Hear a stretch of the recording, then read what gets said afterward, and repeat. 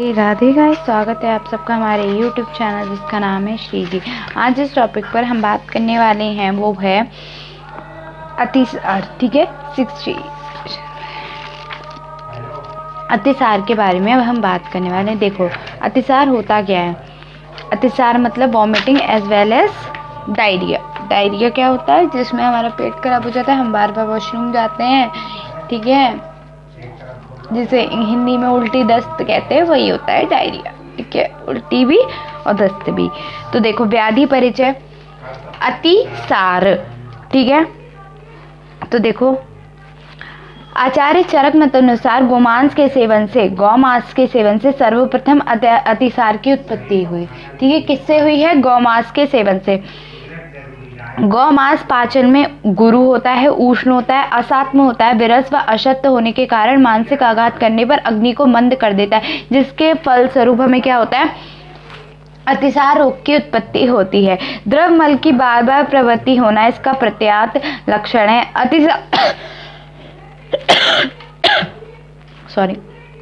अतिसार को उदकवय, अन्वय और परिजय स्रोतस की व्याधियों में रखा गया है। अतिसार व्याधि कई अन्य व्याधियों में एक लक्षण के रूप में पाई जाती है। इसके अतिरिक्त वह स्वयं भी एक पूर्ण व्याधि है। अग्निमात तथा अजीर्ण इसके प्रमुख निदान है। ठीक है, नेक्स्ट देखो, व्युत्पत्ति मृदा व्याधि परिचय। ठीक है, फिर हम लिखते हैं व्युत्पत्ति। अति शब्द में उपसर्ग पूर्व स्रा धातु से बना है। अति का अर्थ होता है प्रभुत मात्रा। ठीक है, स्रा का मतलब होता है शरण, प्रवृत्ति होना, अर्थात मल का अधिक मात्रा में निस्तार होना, मतलब बाहर निकलना, चाहे वो उल्टी के थ्रू हो या फिर दस्त के थ्रू हो, तो वो ही होता है आपका अतिसार। ठीक है, प्रमुख संदर्भ ग्रंथ क्या है? चरक संहिता चिकित्सा स्थान अध्याय 19 में इसका वर्णन है। ठीक है, नेक्स्ट देखो, पर्याय उदरामय, त्रिकांड शोथ, अन्न ग्रंथि। निदान है इसका गुरु अति स्निग्ध, अति उष्ण, अति द्रव शीतल द्रव्यों का सेवन करने से होता है। विरुद्धामाशय तथा अध्यशन करने से होता है। अजीर्ण तथा असात में भोजन करने से होता है। स्नेहन स्वेदन पंचकर्म का अतियोग या मिथ्या योग से होता है। विष का प्रयोग भय शोक करने से होता है। वेग विधारण से होता है। ऋतु के बदलने से भी होता है। साथ में विपर्यय से भी होता है। अत्यधिक जलमण आदि करने से भी होता है। दूषित जल पीने से, दूषित मद्य का अत्यधिक सेवन करने से, कृमि से भी होता है। अर्श एवं ग्रहणी दोष उत्पन्न होने पर अतिसार रोगों की भी उत्पत्ति होती है। नेक्स्ट देखो, अब आपकी संप्राप्ति देखते हैं। संप्राप्ति क्या है कि हमने किसी निदान का सेवन किया, निदान सेवन से उसके थ्रू हमारे अंदर दुष्ट धातु गया। ठीक है, वृद्ध दुष्ट जलीय धातु हमारे अंदर चला गया, अग्नि मंद हो गई, आम दोष की उत्पत्ति हुई, आंत्र शोभ हुआ, पक्वाशय दोषों में वृद्धि हो गई, पुरुष व स्रोतस, ठीक है, मल की पुरुष व स्रोतस की दुष्टि हो गई, मल की प्रभुत मात्रा में प्रवृत्ति हो गई और अतिसार हो गया। ठीक है, वो उधर मार्ग से भी हो सकता है, अधम मार्ग से भी हो सकता है। ठीक है, क्या हुआ? हमने निदान का सेवन किया, उसके बाद हमारा क्या हुआ? जो हमारा जलीय धातु अंदर गई, उसने क्या करा? हमारे जो अग्नि को मंद करा, फिर आमदोष की उत्पत्ति की। आमदोषी के होने के बाद आंत्र में गया तो आंत्र शोभ हो गया। आंत्र शोभ होने के बाद पक्वाशय में गति दोषों की वृद्धि हो गई। वृद्धि होने से क्या हो गया? पुरुष व स्रोतस खुल गए। ठीक है, और मल की क्या हो गई? प्रभुत मात्रा में प्रवृत्ति होने लगी, बहुत अधिक मात्रा में प्रवृत्ति हो गई और अतिसार हो गया। ठीक है, उसके बाद हमारा नेक्स्ट क्या आ रहा है? संप्राप्ति घटक। हम संप्राप्ति घटक क्या होता है? वात प्रधान दोष है। ठीक है, दोष क्या हो गया? वात प्रधान दोष है। ठीक है, दूष्य क्या है इसमें? पुरुष व स्रोतस और उदक व स्रोतस। ठीक है, स्रोतस क्या है इसमें? दूष्य पुरुष और उदक। ठीक है, स्रोतस क्या है? पुरुष व स्रोतस, उदक व स्रोतस। स्रोतस दुष्टि लक्षण क्या है? अति प्रवृत्ति।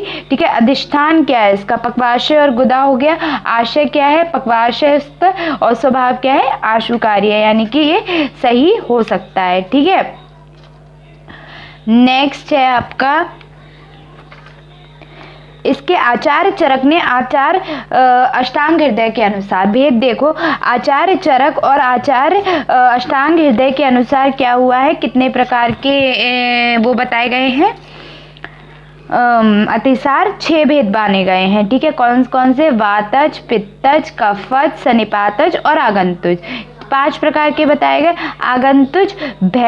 आगंतुज चरक ने माना, वो कौन सा माना है कि भयज और शोकज।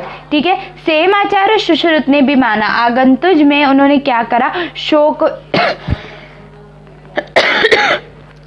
शोकज माना पर वहां आमज माना है। ठीक है, भयज न मान के आमज माना गया है। ठीक है, उसके बाद क्या है, पुरुष की अवस्था के आधार पर अतिसार दो भेद माने गए। पुरुष की अवस्था से कौन सा, आम अतिसार और पक्व अतिसार। ठीक है, अब वातज अतिसार के निदान देखो क्या है, वातज अतिसार के निदान, बात प्रकृति का पुरुष, अत्यधिक बात, आताप, व्यायाम का सेवन, रूक्ष, अल्प तथा प्रमित भोजन का सेवन, नित्य तीक्ष्ण, मध्य तथा मैथुन करने का सेवन, नित्य वेगावरोध। लक्षण क्या है, अरुण, फैन, रूक्ष एवं आम मल की थोड़ी थोड़ी मात्रा में प्रवृत्ति होना, साशब्द तथा साशूल मल की प्रवृत्ति होना, मतलब नॉइजी एंड पेनफुल डिफिकेशन होगा इसमें। ठीक है, पित्तज अतिसार का निदान देखो, पित्त प्रकृति का पुरुष जो होगा उसको होगा अम्ल, लवण, कटु, क्षार, उष्ण तथा तीक्ष्ण द्रव्यों का अत्यधिक सेवन करने से होगा। ठीक है, निरंतर अग्नि, सूर्य, ताप, उष्ण वायु से शरीर में पीड़ित होता है, क्रोध से होगा, ईर्ष्या से होगा। ठीक है, लक्षण देखो, हरिद्र होगा, पीला होगा, हरा, नीला, कृष्ण मतलब जो भी कलर होगा, और दुर्गंध युक्त होगा, तृष्णा, दाह, मूर्छा, उदर में शूल, गुदा में संताप होगा। नेक्स्ट देखो, कफज अतिसार के लक्षण, कफज प्रकृति पुरुष, गुरु, मधुर, शीत, स्निग्ध आहार द्रव्यों का अत्यधिक सेवन, अत्यधिक मात्रा में भोजन करना, शारीरिक व मानसिक चिंता करना, आलसी, दिवास्वप्न करना। ठीक है, फिर के लक्षण क्या है, स्निग्ध, श्वेत, पिच्छिल, तंदुत, आम, गुरु, दुर्गंध तथा कफयुक्त, सशूल, मल त्याग, उदर, वस्ती, वक्षण तथा गुदा में भारीपन, उत्क्लेश, निद्रा तथा आलस, शरीर में अवसाद होना। सनिपातज क्या हुआ, यानी कि तीनों के मिले मिले लक्षण होंगे तो अति शीत, अति स्निग्ध, रूक्ष, उष्ण, गुरु, खर, अति कठिन आहार द्रव्यों का सेवन, पंचकर्म का सम्यक रूप से न होना, चिकित्सा में प्रयुक्त औषधि का विषम रूप से विपरीत उपचार, निद्रा का अनुचित सेवन, अग्नि, आताप तथा जल का अत्यधिक सेवन, वेगावरोध, ऋतुओं का विपरीत प्रभाव। और तो इसका लक्षण क्या है, सुअर की वसा, मांस के धोबन सदृश मल प्रवृत्ति। ठीक है, वेदना युक्त तथा वेदना रहित मल का त्याग, विभिन्न वर्ण युक्त मल त्याग, सर्व दोषों के रूप में से युक्त होगा। ठीक है, नेक्स्ट देखो आप क्या रहा, आगंतुज रोगों के निदान। आगंतुज रोग 2 प्रकार के बताए गए, भयज और शोकज। ठीक है, तो इसमें क्या होगा कि पित्त सार में यदि उष्ण, ये तब होगा जब बहुत ज़्यादा भय हो जाएगा या बहुत ज़्यादा शोक हो जाएगा, तो क्या होगा हमारे, और ठीक है, जब बहुत ज़्यादा भय होगा या बहुत ज़्यादा शोक हो जाएगा। ठीक है, अब देखो आम अतिसार क्या होता है, आम अतिसार की कोई भी निदान तो नहीं बताया भाई है कि हम भाई गलत खाना भोजन कर लेंगे तो हो जाएगा हमें आम अतिसार, जब हमारे शरीर में आम हो जाएगा। तो आम अतिसार के लक्षण देखो क्या है कि नाना वर्णयुक्त मल की प्रवृत्ति होगी, शूलयुक्त द्रव की प्रवृत्ति होगी, बार बार मल की प्रवृत्ति होगी। ठीक है, पक्व अतिसार के क्या लक्षण है, मल का मतलब लिक्विड जैसा आएगा। ठीक है, रोगी के शरीर में हल्केपन की प्रतीति होना। ठीक है, नेक्स्ट देखो क्या है कि साम और, अच्छा इसके पूर्व रूप देखो, पूर्व रूप। ठीक है, ये तो लक्षण हो गए। पूर्व रूप की बात करें तो पूर्व रूप क्या आएंगे, हृदय प्रदेश, नाभि, गुदा और तथा कुक्षी में सूचीवत वेदना होगी, पेट में दर्द होता है हम लोगों के। ठीक है, अंग शैथल्य होगा, मतलब बहुत ऐसा लगेगा बॉडी टूट रही है।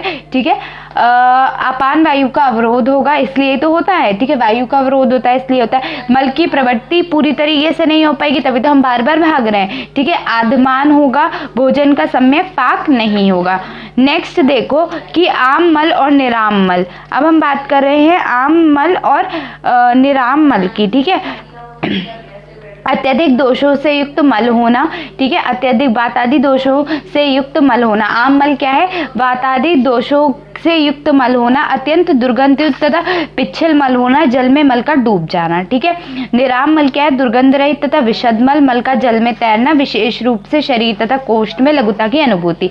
अतिसार व्याधि में आम दोष का अनुबंध रहता है। यदि अधिक मात्रा में अनुबंध हो तो आम अतिसार तथा यदि कम मात्रा में अनुबंध हो तो पक्व अतिसार समझना चाहिए। ठीक है, तो अतिसार के असाध्य लक्षण साध्यता, असाध्यता क्या है? साध्य है, सबको पता है हमारा जो डायरिया होता है वो हम सही क्योर हो सकता है, बट इन द केस देखो क्या होता है, उपद्रव क्या है इसके? शोथ, ज्वर, कास, अरुचि, मूर्छा, शूल, तृष्णा, श्वास, वमन, हिक्का। साध्यता असाध्य में ये लक्षण है कि उपद्रव कहाँ होगा। सन्निपातज अतिसार, पक्व शोणित के समान मल का निष्कासन, यकृत खंड के वर्ण वाले मल की प्रवृत्ति, मल रूप घृत, मेद, वेस्वार से मिश्रित पानी तथा तेल, मज्जा, दुग्ध तथा शहद के समान होना, मयूर पिच्छ सदृश चंद्रिका युक्त मल, शवगंधी तथा अत्यधिक दुर्गंध युक्त मल की प्रवृत्ति, अनेक धातुओं का क्षरण होना। ठीक है, ये जो बता रही हूँ ये असाध्य है। ठीक है, तो उसके बाद अब इसमें एक और है आम अतिसार तथा प्रवाहिका विभेद तालिका, यानी कि आम अतिसार और प्रवाहिका में क्या अंतर होता है। तो देखो, आम अतिसार सशूल मल त्याग होगा, प्रवाहिका मल त्याग के समय ऐठन होगी। ठीक है, अपक्व मल का त्याग होगा आम अतिसार में, अपक्व मल का त्याग होगा ही नहीं। किसमें? प्रवाहिका में। मल अत्यधिक मात्रा में तथा कम संख्या में होता है, मल अति अल्प तथा अधिक संख्या में होता है। ठीक है, अनेक धातुओं का शरण होगा आम अतिसार में, केवल कफ का शरण होगा प्रवाहिका में। ठीक है, उसके बाद है रक्त अतिसार और अधोरक्त पित्त। ठीक है, रक्त अतिसार में क्या होगा? गुदा, रक्त की गुदा द्वारा प्रवृत्ति, रक्त की प्रवृत्ति गुदमार्ग तथा मूत्र मार्ग दोनों से। ठीक है, जीव रक्त अतिसार में क्या होगा? जीव रक्त के भी लक्षण पाए जा सकते हैं। जीव और अधोगर रक्त पित्त में क्या होगा? जीव रक्त के लक्षण नहीं पा सकते। मलयुक्त रक्त होगा रक्त अतिसार में, मलयुक्त रक्त होना अनिवार्य नहीं है अधोरक्त अतिसार में। ठीक है, गृहिणी रोग मुझे पढ़ाना है, प्रवाहिका भी आगे बताऊंगी। ठीक है, तो और देखो शास्त्रों में क्या है? वातज, पित्तज और कफज अतिसार को सुखसात तथा शोकज एवं भयज, सन्निपातज अतिसार को कैसा माना है? कृच्छ्रसाद अतिसार माना है, कृच्छ्रसाध्य माना गया है।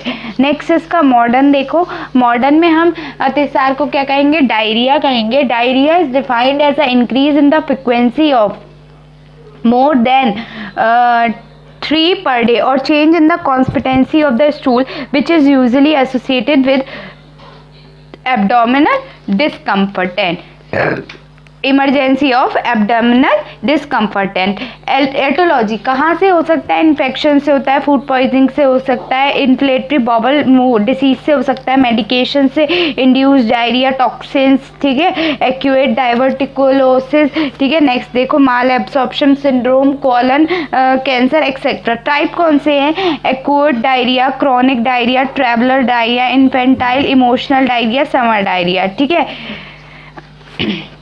उसके बाद क्लिनिकल फीचर्स क्या क्या होंगे? स्टूल में भी वाटरी और ब्लडी डिहाइड्रेशन हो सकता है, एक्सेसिव थ्रस्ट हो सकती है, nausea, vomiting, abdominal pain, fever हो सकता है, restlessness and irritability, dry skin and sunken eyes, electrolyte imbalance etcetera. Investigation क्या है? Routine blood counts and stool examination, sigmoidoscopy, colonoscopy और गैस्ट्रोइंटेस्टिनल एंडोस्कोपी। तो यहाँ पे आपका अतिसार as well as diarrhoea complete होता है। ओके, तो नेक्स्ट वीडियो में मिलते हैं आपसे। Thank you.